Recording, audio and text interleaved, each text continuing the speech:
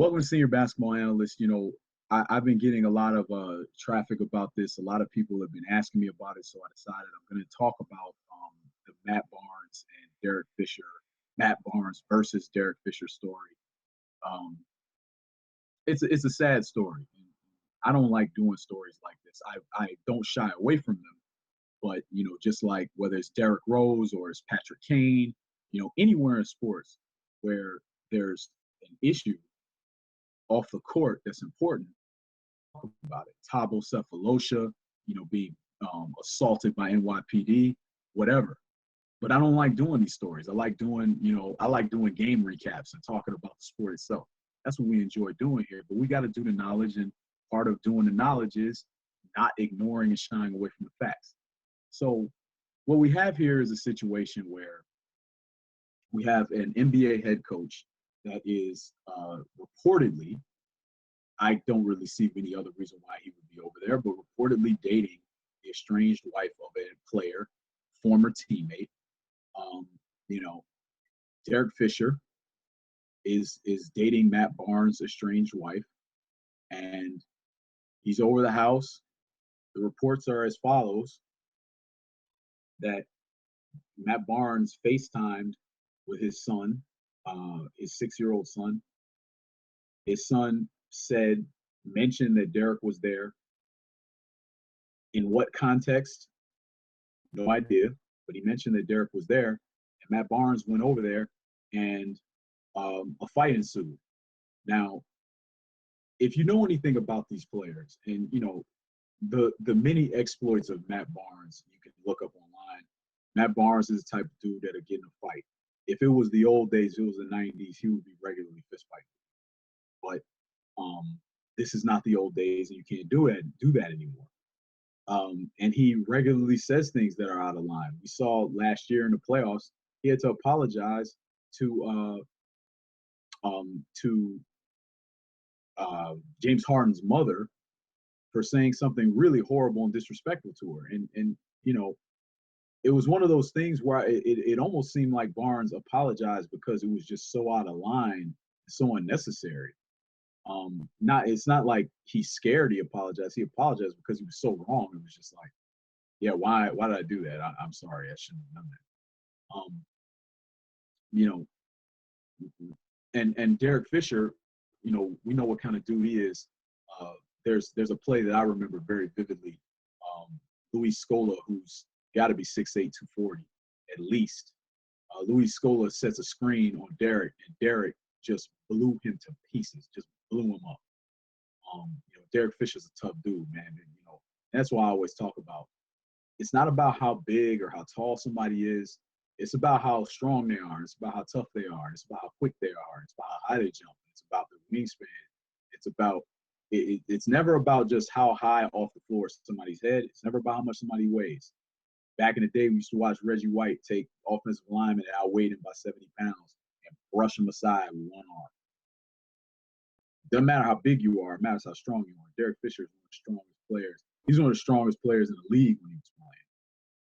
So these are two guys that are not, if they start fighting anywhere where there's just everybody else is just a regular person, they're basically going to be fighting until they decide to stop fighting. You're not going to be able to just pull these guys away like you pull your uncle and your brother apart. You're not going to be able to just pull them apart. So it's a dangerous situation when anybody has an altercation, but especially when individuals like this with this level of physicality do it. Look, we can't have people fighting in homes. We can't have it. We can't have kids involved in this. We can't have it. I'm not going to sit here, and I've read a lot of accounts about this, and a lot of people are trying to be sex police on Derek Fisher. People love to do that, especially sports writers. They love to tell professional athletes who they're allowed to have sex with. It's really disgusting and stupid, okay? I'm not going to sit here and tell Derek Fisher who he's allowed to date. That's so stupid. That's so stupid. He's a grown man, and Matt Barnes' estranged wife is a grown woman. If their relationship is over, then she is free to be with whomever she wants to be with. I don't see a real problem with that. what I would the only, if I was one of Derek's friends, I may advise him, hey, come on, brother, and Matt Barnes, man, stay away from stuff with Matt Barnes, man, just stay away from it. But I'm not a friend of Derek Fisher, and Derek Fisher has a right to be with whoever makes him happy. He does not invite physical assault just from being somewhere. That does not make any sense. That literally doesn't make sense. And the Knicks have no right, if he, as long as he is not in any way in breach of contract, because a lot of people are trying to hang this he missed a practice thing on him. That's not why the Knicks are bad, and that's not why the Knicks are going to be bad this season. That's meaningless. If the Knicks want to say you missed a practice, here's your penalty, that's perfectly fine. He's their employer. But the Knicks don't have any right to tell him who he can and can't date. That's complete BS. Complete BS. In addition, if something is going on with Matt Barnes' son, he has every right to be there. See, this stuff is complicated, and you have to think through it critically, and you have to examine all the facts. So you can't just say, why was Matt Barnes there? Well, Matt Barnes' kids live there. Matt Barnes' children live there. Does that mean that Matt Barnes, now, if Derek didn't do anything, again, as I said earlier, Derek didn't do anything, does Matt Barnes have a right to go over there and assault him? No, of course not. That is the kind of thing people get thrown in prison for. So, no. And if I were a friend of Matt Barnes, again, I'm not, I would advise him that he needs to calm down before he actually does get thrown in prison. Because, look, man, you're living a wonderful life. You have,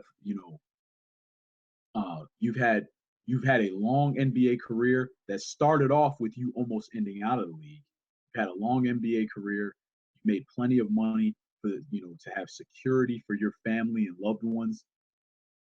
Man, enjoy your life. Stop being so volatile.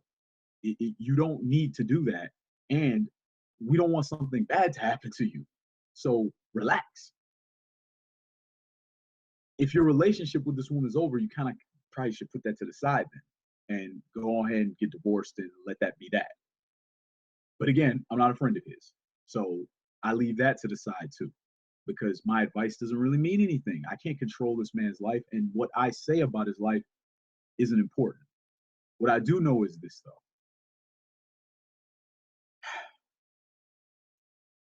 I would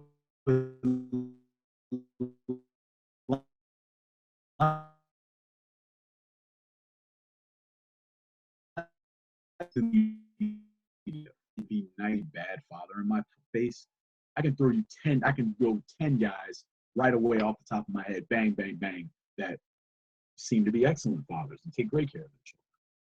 Great care of their children. So every time, this is kind of like the domestic violence stuff in the NFL. NFL players commit domestic violence at a far lower rate than the rest of the population. So why is everybody always trying to convince you that NFL players beat their wives more than everybody else? You know who does? All those congressmen you vote for, they do beat their wives far more than the rest of the population. I think the number is 3 times the rate. Yeah. So I don't like this characterization that often happens where, these reporters who are no better, who, by the way, the only reason that you get to sit there and be high and mighty and make all that money is because you're talking about something these guys do. But it's like they don't like the players. It's like they hate the players. They always want to play sex police and always wanted to call them bad parents. And then, as we saw, then when you're around with your kids all the time and you've got, Riley Curry sitting there, now all of a sudden Steph Curry's a bad dad. Stop trying to police these guys' personal lives. Just report in the games. Why don't you try analyzing the games? That's what I do. Try that. You guys are supposed to be professionals. You're supposed to be better than me. So that's what I think about this. It's overall just a sad story. And, I got a lot of the information that I got from Ramona Shelburne, who did a great job of giving us kind of a blow-by-blow via Twitter on her conversation with Matt Barnes. His side of the story was his son. He was FaceTime with his son. He said He didn't look right. He wasn't talking right. So I went over there. And he's claiming that, none of these text messages are true. We got text messages from an anonymous source saying that, oh yeah, Barnes told me that, he's texting me. He you know, he beat up Derek Fisher, and then he um spit in his estranged wife's face. I really hope that's not true. That just didn't sit right with me. And uh here's the thing. Finally, I'll say, even if Matt Barnes did say that, this is a dude that just said that he implied strongly that he and Rihanna were talking, and then Rihanna in her classic overreaction form just set this blitzkrieg of hashtags to humiliate Barnes, and the thing was interesting about that little episode that was interesting to me was she just did this with J.R. Smith. Like, she just did that to J.R. Smith. She clowned him over social media because of something somebody said. Man, here's what you do with Rihanna. In the event that you are actually dating her or whatever, don't say a word about it. Because if you do, she will assuredly clown you via social media. She's very good at that. So just don't say anything. Don't say anything. If you're doing something with Rihanna, man, just enjoy doing it with her and leave it at that. And don't have to be that guy that's like that friend you had in high school that always had to tell you about his sexual exploits. Just don't do it. Again, that's more friendly advice for Matt Barnes that he's not going to take because I'm not a friend of his. So anyway, that's my thoughts on this. As any of you know that have watched anything that I've done, I took Dr. Dre to task. I do not have any patience for people that assault women. There's a report from a while back that Barnes had hit his wife before. Unacceptable, man. Unacceptable. That's what we have prisons for. Can't have people beating up women. Can't have it. Unacceptable. I really hope that, again, that he didn't spit on her. Really hope that. If he did assault Derek Fisher, I hope that doesn't happen again, because it's just not good for anybody. These stories aren't good for anybody. What we want to be talking about is, how can Matt Barnes help the Memphis Grizzlies chase a title? We want to be talking about how Derek Fisher is going to rebuild the New York Knicks. We don't need to be talking about these guys getting into physical altercations at peaceful family events. Family events are that's where you're supposed to be safe, and that's where you're supposed to enjoy yourself. It's not supposed to be a place where you're injuring each other. It's just not, and you know that.